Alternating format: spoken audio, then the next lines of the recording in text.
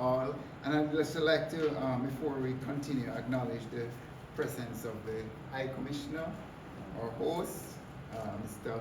Rungsum Masupui, High Commissioner of India. Hopefully I got that at least close. Yes, and so this has really been a great experience for me. I attended one of the lectures here where I met Professor Bala, and it's been a journey ever since. You know, I'm really happy to have been doing this. I had looked at the Yoga Sutras and read through them from time to time over the years. I've been a long time student on the path and also a teacher. And this is really a chance to, as we say in Jamaica, to wheel and come again, you know, to really new beginning. You know, sometimes when I'm teaching Tai Chi and we have new people in the class, people will say, well, I'm a beginner, this is my first class, and so on. And I'll say, yes, and I'm a 30-year beginner.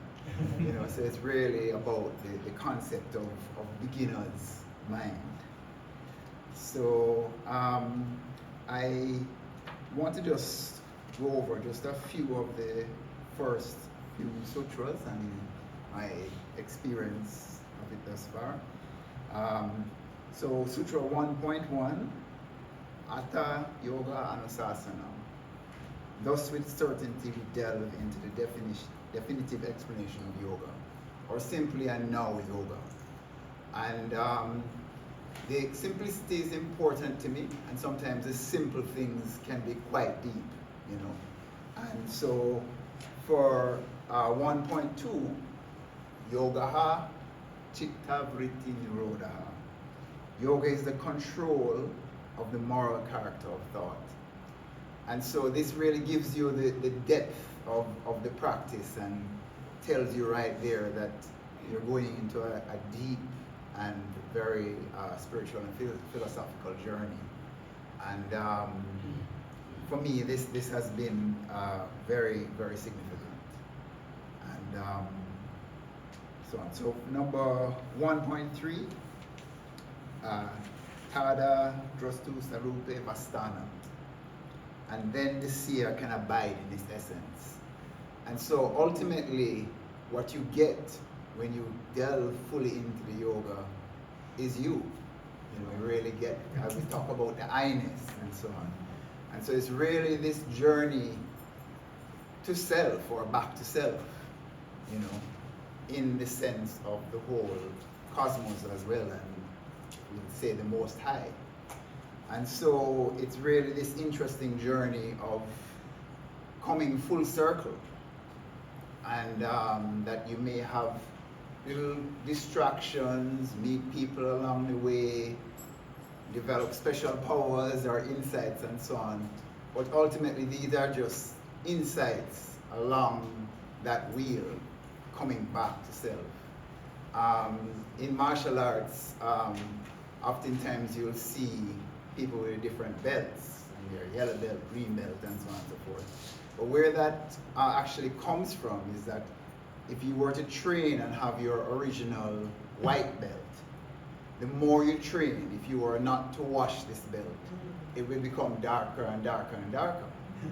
And then interestingly enough, let's say once you become a black belt now, so you get a brand new black belt, and then you train for years and you teach and so on, then this belt now begins to wither and lose the color and become maybe more gray and eventually coming back to white.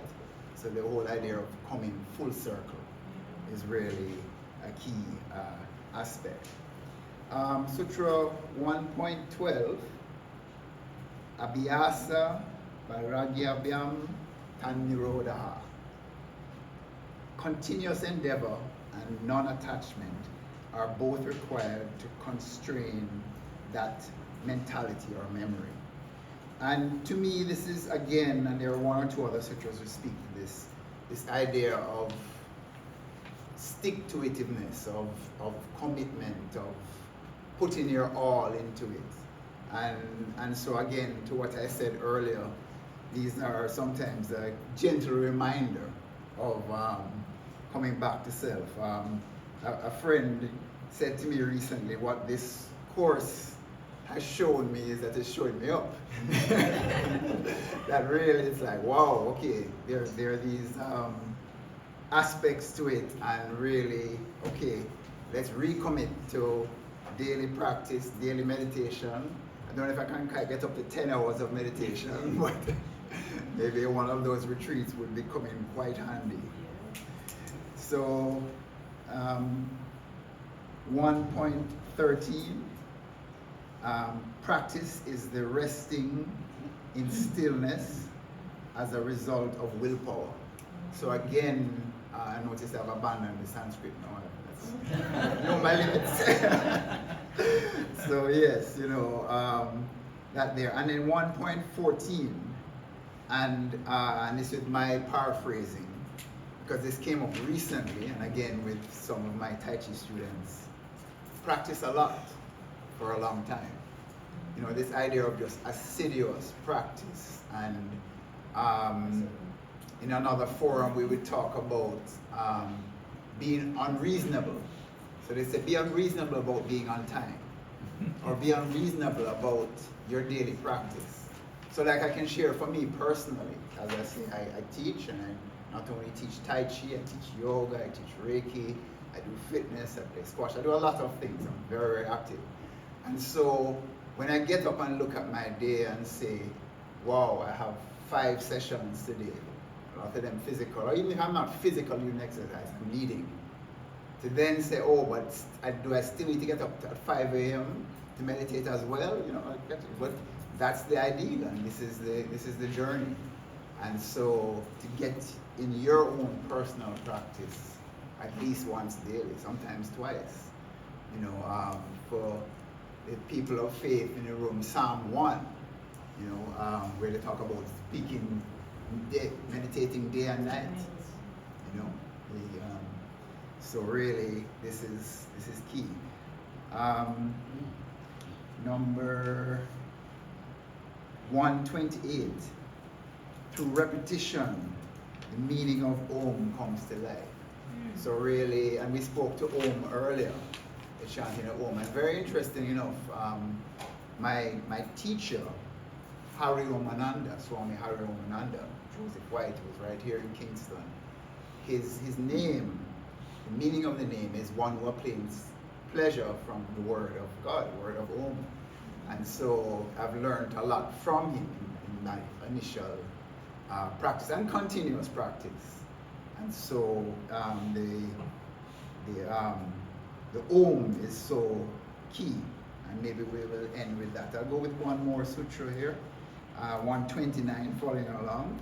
Hence one is led inward to the knowledge of consciousness, intelligence, and volition, the characteristics of Purusha, and also the nullification of the impediments of that knowledge.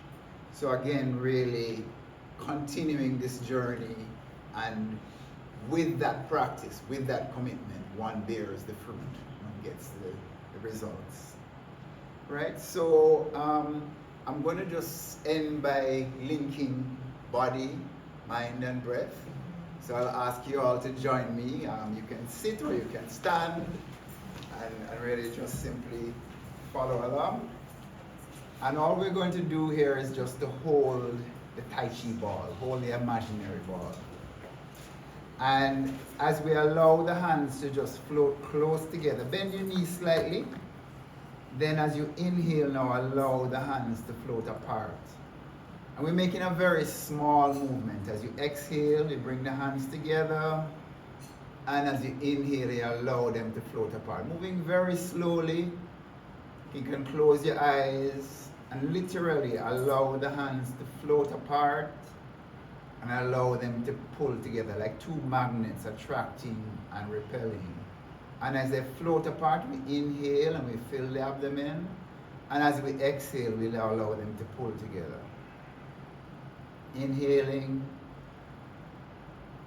and exhaling. And then on your next exhalation, just feel the hands coming very close together, but close but not touching. And just be aware of the space of the between the hands, around the hands. Be aware of this space, this ball of energy. And this is our chi, or prana. It's within us, it's all around us, and it's accessible to us all. Slowly and gradually lower the hands and open the eyes and circle one time, breathe in and out. Namaste. All right.